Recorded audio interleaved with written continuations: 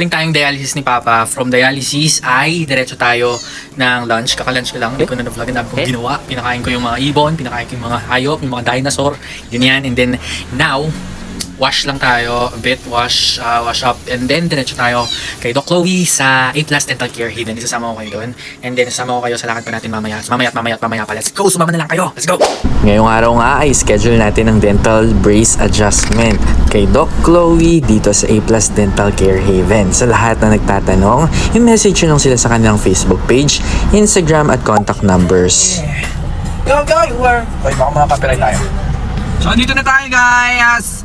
A+ Dental Care Haven. Yan. Dito na tayo. Nakailang vlog na tayo dito guys. Mga vlog. So medyo magagawa pa ng ilang minuto. Diyan tayo enter later, no?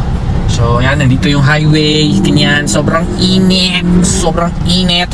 Meron silang client. Ayan o, si ate girl. Hello ate girl. Sabi niya. Ay, narinig yata ako. So, medyo pahinga lang konti. Pasok na ako sa loob.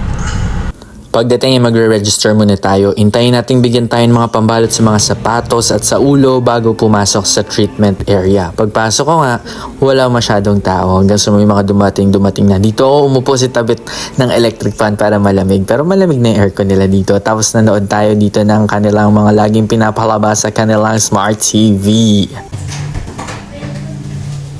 Alright guys, dito tayo sa toilet na. Toilet lang, mabaya. Tingnan muna natin yung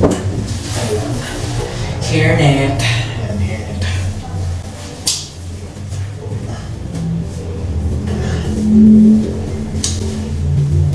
Alright.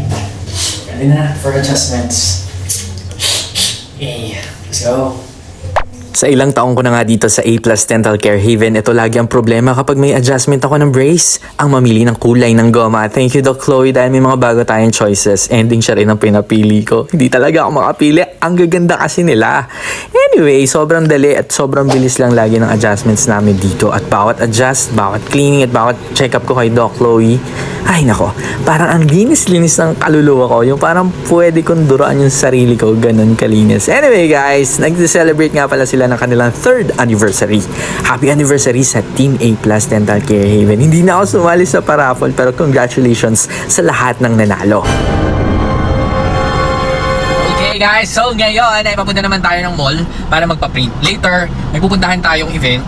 Ito ay isang intimate dinner. Wow, intimate dinner na talaga. Dahil nag-graduate si Cielo. Hello sa'yo, Cielo! Congratulations sa iyong graduation.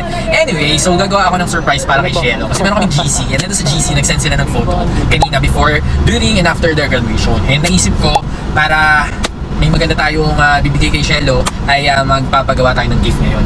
Then, sama kayo. No? Kayo pumili kung anong magandang regalo. No? Pero actually, may napili na ako sa utak ko at yun na nga yung gagawin ko ngayon. And yun na nga, galing tayo sa ating dentist. Hello sa'yo ulit, Doc Chloe. At sa A+ Dental Care Haven family, maraming salamat sa napakagandang serbisyo lagi. At maraming salamat sa sikretong ibinigay sa akin ni Doc Chloe na hindi pwedeng sabihin. Pero hindi ko talaga sasabihin sa inyo kasi sikreto na lang to. Ayun na nga, and maraming salamat guys. Again guys, wala na sila doon sa old location nila. Nandito na sila sa bago nilang location na lagi ko nga sinishare sa vlog natin. Okay, huwag na kayong magtanong sa comment section kung nasa na yung bago dahil pinost ko na. At sana doon na rin kayo magpa-dental care service kasi nga, ay nako, affordable, maaasahan, madaling mag-book, madali lahat. Ang kailangan mo na syempre, diba? So ayun, punta muna tayo ng mall. And natutuwa ako kasi parang narinig ko kay Doc, sabi niya ipapahinga daw niya yung aking bibig, ang ating ipin. So ibig sabihin, makakakain tayo dun sa event mamaya. Hopefully, yun nga yung mangyari. Walang sumakit, walang alam niyo, bumaga or anything. Pero kung nga namang wala, okay naman. Tapos ang ganda nung napili ni Doc na kulay. Yan, so tara, punta muna tayo mall. As a budgetarian, naisip ako ng pwede kong iregalo kay Cielo na hindi naman mahal pero pagug talaga sa memories niya. And I believe itong regalo kong to ay isa sa magiging memorable gift sa kanyang graduation. Kaya naman Cielo, I hope sana magustuhan mo to. Alright, andito na tayo sa kotse. So ito na, napack na natin sa tulong ng Picture City ang ating regalo kay Cielo na kakagraduate lang today. So later, pupunta tayo doon. Bala ko na mag-MC taxi na lang kasi inaantok na talaga ako. Baka hindi ko na kaya mag-drive or mag-motor man lang. So naisip ko mag-taxi na lang ako mamaya papunta doon sa event. And kung ano man ang mangyari, mag-iisip muna ako, uwi muna tayo. Diretso muna tayo sa bahay para mag-ayos ng ilang mga bagay. Tara. And I hope magustuhan to ni Cielo kasi I hope and I think and I believe kasi yung picture nila ng kanyang daddy. By the way guys, si Shelo ay anak ni Daddy Jim. Si Daddy Jim ay si Daddy De Leon na na-post na rin natin before na sa mga travels natin at nung kanyang naging last day. I mean, nung kanyang living, yung last post natin sa kanya. So, I believe sobrang happy ni Daddy Jim ngayon na nakita niya na graduate na nga si Shelo doon sa senior high yata yung pinag-graduatean niya. So, ayun, parang I know na itong regalo kong to ay magpapaalala kay Shelo na kung gaano siya kamahal din ng kanyang daddy. Kasi kanina sa chat namin, sabi ni Ate Annie, bago sila umalis ng bahay, nagpa-picture muna si Shelo at ito nga yung photo na yun. Exactly, ito mismo yung photo na ginawa nila kanina bago pumunta doon sa graduation ni Shelo. So I hope this will make Shelo smile and yun na yun. So mamaya punta na tayo doon. Makikita niyo si Shelo. Guys, ang ganda talaga na ako. Nang bago kong tag dito, yung color ng brace ko. Ganda. Pagawa na rin kayo ng brace kaya comment down below or message nyo na lang sila. Tatag ko yung Facebook page nila sa comment section, sa description box kung saan man, no? Pabrace na rin kayo. Tara na, drive na tayo. Bante lang siya lagi. Pagkakasundo ng pusong tutok nyo ay grabe. Kayang sumabay. Pagdating ko ng bahay, nag-book agad ako sa Move It ng motor papunta doon sa pupuntahan nating kainan. Dito nga yan sa Tramway Bayview Buffet. Daming ang tao sa labas. Kapag pala hindi ka naka-reserve, ay pipila ka talaga as walk-in. So, andito na yung mga kasama ko sa loob. Nag-toilet lang ako.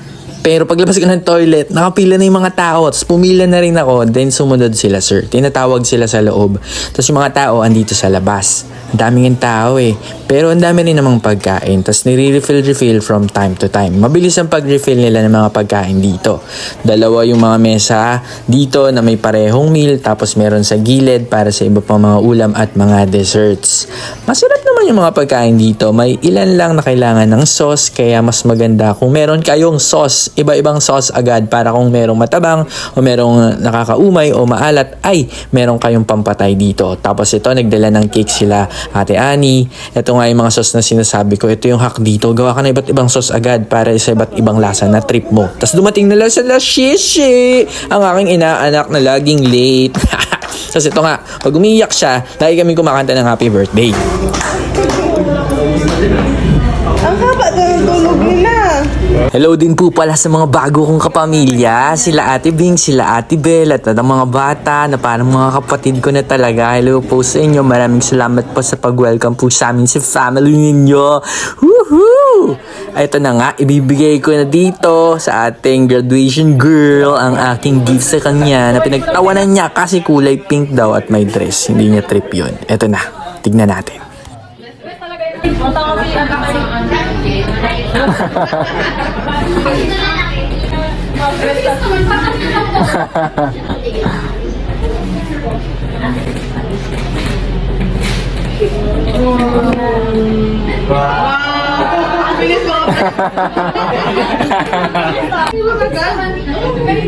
Siyempre.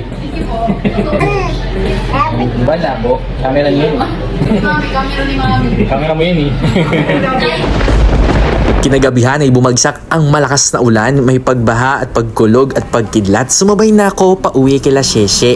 Maraming salamat sa araw na to at maraming salamat sa iyo sa panonood dito. Hey!